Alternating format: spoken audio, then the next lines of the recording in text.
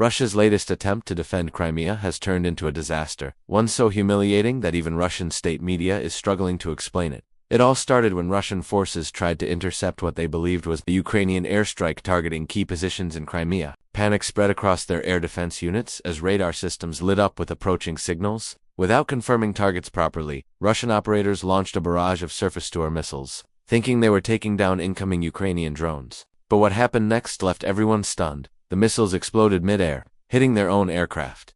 According to multiple reports, fragments from the Russian missiles struck a Russian fighter jet flying nearby on a routine patrol mission. The pilot had no chance.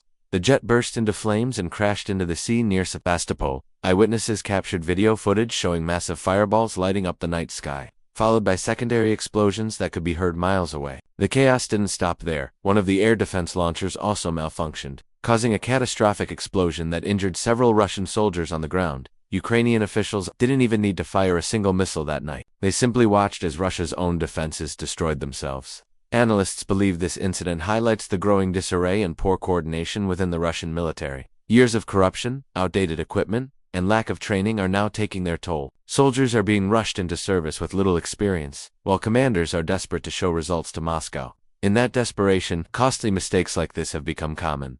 Experts say this wasn't just an accident. It's a symptom of Russia's deeper military collapse. The radar systems Russia uses in Crimea are decades old, designed for Cold War conditions. They struggle to distinguish between friendly and enemy aircraft, especially in high-pressure combat situations. When Ukrainian drones fly low and fast, Russian operators often panic and overreact, launching missiles at anything that moves. This has led to several confirmed cases of friendly fire destroying their own assets. Instead of stopping Ukrainian attacks, Ukraine, on the other hand, has been using this chaos to its advantage.